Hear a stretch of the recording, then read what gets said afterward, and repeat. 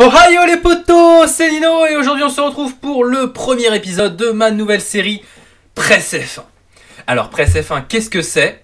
Eh bien Presse F1, ça va être l'émission dans laquelle on va revenir tous ensemble sur l'actu F1, les news, les rumeurs, l'analyse des grands prix bien évidemment, tout au long de la saison. Sauf que, eh bien, vous l'aurez peut-être remarqué, mais en ce moment, c'est l'intersaison, donc on n'a pas grand-chose à se mettre sur la dent. Sauf peut-être quelques rumeurs et quelques news pour la saison 2020.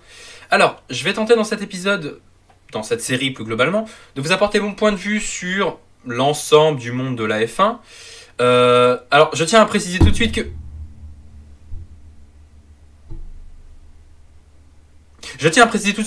que... je n'ai malheureusement pas fait d'études d'ingénieur ou d'aérodynamique ou même de mécanique. Donc c'est un néophyte qui vous parle, mais donc à part tout ce qui va être peut-être les flux d'air, l'aéro, sur lesquels on ne reviendra pas forcément, enfin, disons que je suis capable quand même de savoir qu'est-ce qui permet, enfin, quel setup permet plutôt une voiture rapide en ligne droite ou plutôt une voiture rapide en virage lent. Donc ça va à peu près. Et voilà, on ne rentrera pas dans les détails. Et du coup, eh bien, on va tous ensemble commencer par un petit bilan à peu près... On est le 29 janvier, date de tournage de cette vidéo. Donc on est à une quinzaine de jours de la présentation de la première voiture qui a lieu, je crois, le 11 février, si je ne dis pas de bêtises, mais alors je ne sais plus du tout qui c'est, qui ouvre le bal. Et la saison, elle reprend dans une quarantaine de jours, je crois que c'est au 14 ou au 15 mars, si je ne dis pas de bêtises, en Australie. Donc, voilà, eh bien, allez, c'est parti, montez le volume et rendez-vous en première partie. Bien, donc on commence tout de suite. Ce que l'on va faire, la manière dont on va fonctionner, c'est que l'on va remonter la grille en partant de la fin, donc du dernier du classement de la saison 2019, pour remonter en haut de la grille le premier du classement de 2019. Et en premier, nous aurons donc Williams. Alors oui, je sais, ça fait bizarre de voir Williams en première place pour une fois, mais bon. Alors, commençons d'abord tout simplement avec le line-up, parce que c'est peut-être chez Williams qui a le plus de mouvement, on va dire, qui a le plus de mouvement cette intersaison. Déjà, on a Nicolas Latifi donc, qui arrive et qui va remplacer Robert Kubica, qui part faire Mumus dans le simulateur Alfa Romeo, mais on y reviendra plus tard. Latifi, donc, rookie de la grille de cette année, qui sort d'une saison de F2 mitigée, assez mitigée. Alors certes, elle est ponctuée par un titre de vice-champion, il faut le reconnaître, derrière Nick De Vries, mais il y a quand même un certain goût d'inachevé, un certain goût de...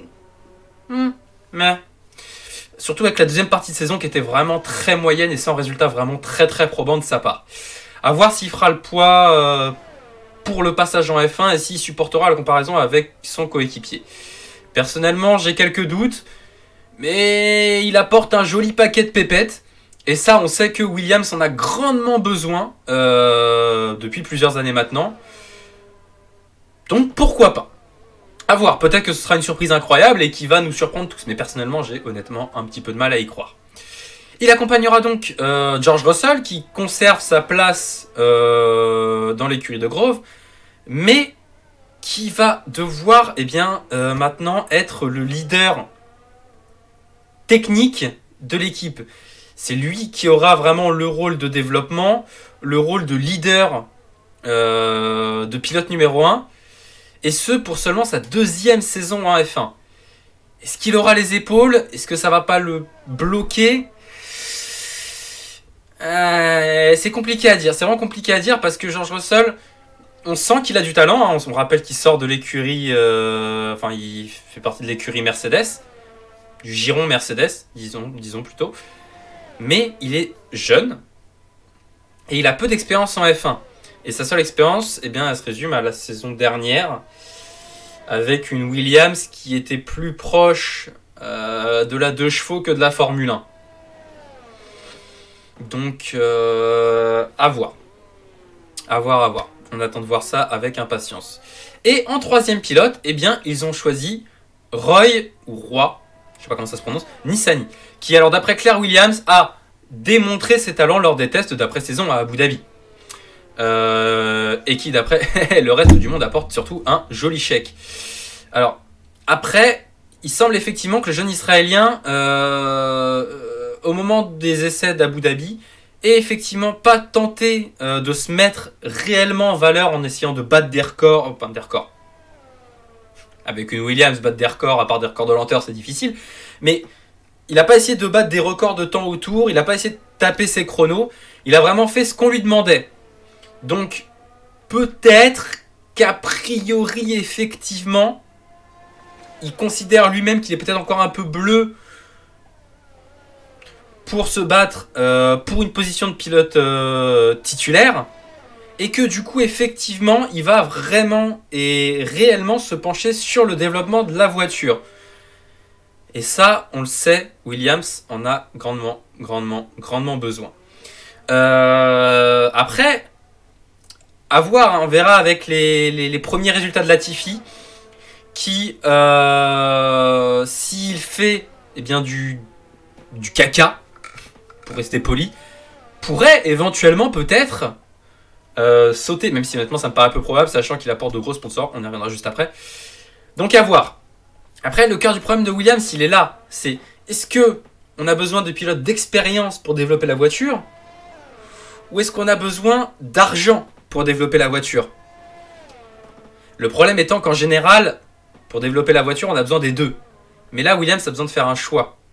Parce qu'il n'y a pas de pilote d'expérience qui amène beaucoup d'argent. Le seul pilote d'expérience qui était disponible, c'était Hülkenberg. Et Hülkenberg, on le sait, il n'apporte pas d'argent, il en coûte. Donc c'est aussi ça qui est compliqué. Justement, pour ce qui est de l'écurie en elle-même d'ailleurs. Donc on sait qu'en même temps que Kubica, l'écurie a perdu eh bien, un très gros sponsor. Ils ont perdu PKN Orlen, qui est le sponsor de Kubica.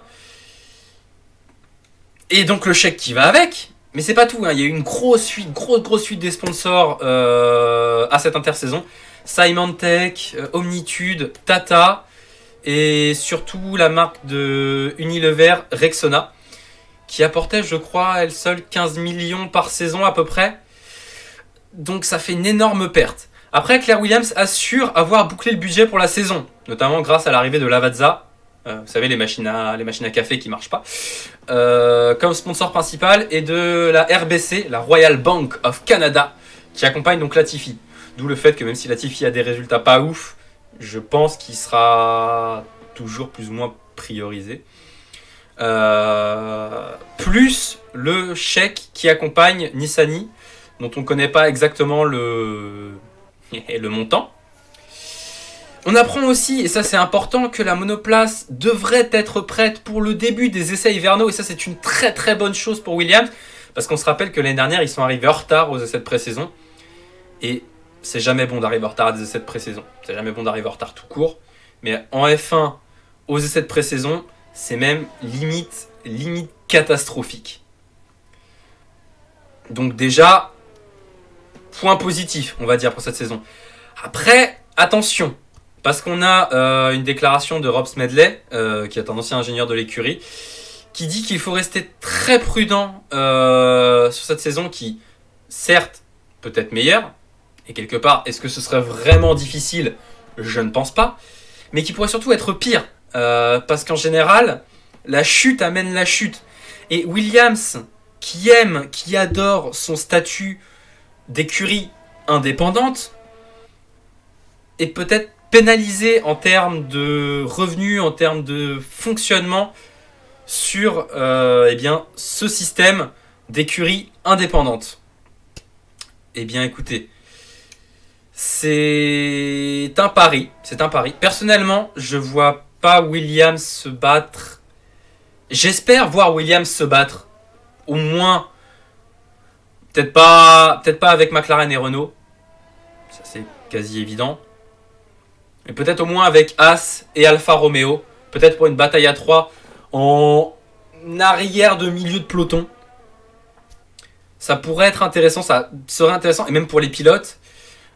qui doivent en avoir marre quand même, hein, de finir à 3 tours de tout le monde et de passer leur temps à se faire dépasser, même par des bagnoles qui ont déjà un tour de retard. Donc, à voir. Personnellement, je place quand même Williams, à mon avis, en dernière position l'année prochaine. Cette année, ils ont fini avec une dizaine de points, je crois. Peut-être même pas. Peut-être même pas. Faudrait que je revérifie les chiffres. Je sais qu'ils sont loin de Haas, qui a fini avec 28 points. Mais, allez. Je vais les placer peut-être à seulement 4-5 points de Williams pour la saison... de Haas pour la saison prochaine. Avec peut-être une bataille un peu rapprochée. Sauf si Haas, évidemment, se réveille. Mais ça, on le verra dans une autre partie. Voilà, c'est tout pour Williams. On passe à la deuxième partie.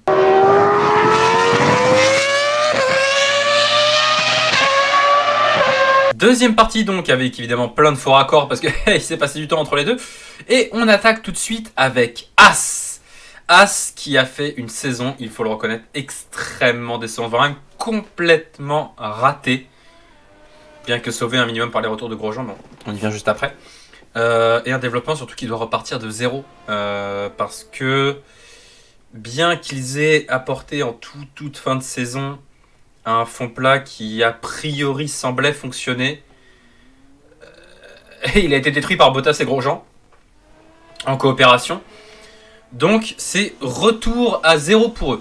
Donc du coup justement pour ce qui est du line-up, l'écurie donc basée à Kannapolis a décidé bien simplement de conserver le line-up de 2019 avec donc Romain Grosjean en premier qui sauve sa place très clairement uniquement et seulement sur cette saison du moins grâce à ses retours techniques.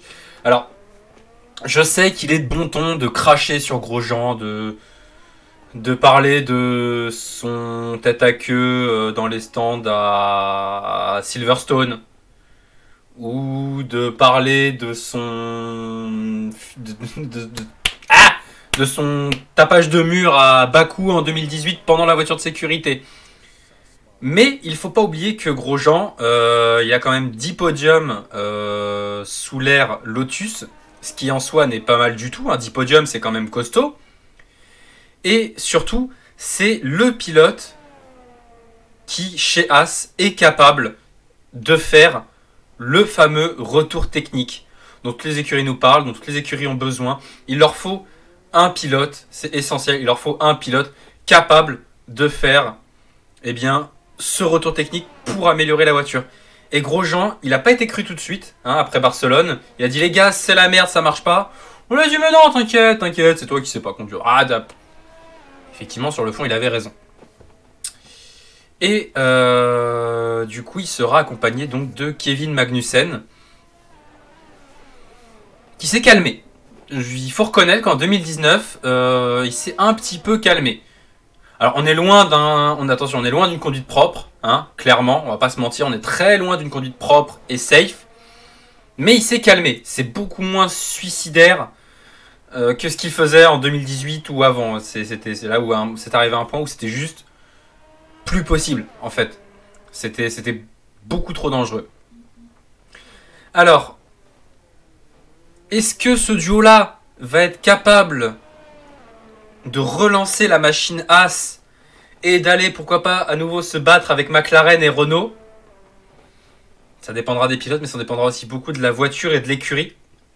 On l'a vu, le problème de Haas, c'est qu'il y a beaucoup d'erreurs qui sont faites. Des courses qui sont bazardées, jetées, gâchées. On peut repenser à... C'était en 2018, à l'Australie en 2018, où les deux voitures ont le même problème de serrage de roues qui les oblige à abandonner. Donc voilà, il va falloir que Haas arrive à se concentrer, à faire les choses proprement et dans l'ordre, et peut-être qu'ils pourront revenir à un niveau qui leur permettra de se battre effectivement en milieu, voire en haut de peloton, et ça pourrait être intéressant. Pour ce qui est de l'écurie en elle-même, donc on a appris avant l'hiver donc la perte de Rich Energy, avec tout le scandale qu'a fait le patron de Rich Energy qui est sorti sur Twitter, qui a fait son cirque, etc. Mais visiblement, As va récupérer, alors peut-être pas comme sponsor titre, je crois pas qu'ils auront de sponsor titre cette saison, à moins d'un retournement de situation incroyable. Donc l'arrivée de MindMaze, alors j'ai pas tout compris, mais en gros, il s'agirait d'une entreprise de technologie du cerveau spécialisée dans les plateformes informatiques neuro-inspirées. A priori, c'est pour de la technologie, peut-être pour ce qui va être de la télémétrie, améliorer la télémétrie ou améliorer la recherche sur comment optimiser les logiciels de télémétrie, etc. Je ne pourrais pas vous en dire plus, je connais pas trop MindMaze. Et surtout, on devrait revenir à une livrée aux couleurs plus classiques de As, donc du rouge, du blanc, du gris, du noir, dans ces eaux-là. Faut dire que l'écurie américaine est restée assez discrète pendant cette intersaison. On n'a pas trop entendu parler d'eux. Alors, sauf peut-être il y a quelques jours, petite semaine je crois, après les déclarations de Jean Todt sur le statut de privilégié des employés des écuries de F1, on a un ingénieur de As qui a dit qu'il était en gros pas du tout d'accord. Alors là, normalement, je vous aurais mis un petit screenshot normalement de sa citation pour être plus précis. Et voilà, c'est à peu près tout ce qu'il y a à dire sur As. Pour ce qui est du pronostic, j'ai presque envie, parce qu'on a un petit Frenchie chez eux, enfin un vieux Frenchie chez eux, j'ai envie de les voir se battre avec Renault, avec McLaren, et même avec Racing Point, hein, clairement. Mais leur problème en fait à As, c'est pas de faire de mauvaises voitures. Ils font de bonnes voitures. C'est qu'ils sont incapables de faire évoluer leur voiture. Donc, pour eux, je peux pas dire on va attendre les débuts des essais hivernaux pour voir. Parce que aux essais hivernaux, ils vont sans doute arriver avec une très bonne voiture. Avec une bonne voiture. Une bonne voiture de milieu de peloton. Le problème, ça va être après, quand les évolutions vont commencer à arriver. Est-ce qu'ils vont réussir à maintenir un rythme et à garder leur voiture dans le rythme, justement, de l'ensemble du peloton? C'est la question qui nous attend pour As pour cette saison. Et c'est surtout la question qui va conclure ce premier épisode donc, de la nouvelle série Presse F1. N'hésitez pas à me donner, vous, vos pronostics pour la saison concernant Williams et As, à me dire un peu ce que vous avez pensé de la saison dernière, si vous pensez qu'ils sont capables de mieux faire pour 2020. Et on se retrouve pour la suite et le deuxième épisode, où on parlera, vous vous en doutez, d'Alfa Romeo et de Toro Rosso. Allez, à ciao ciao les potos, c'était Nino, salut.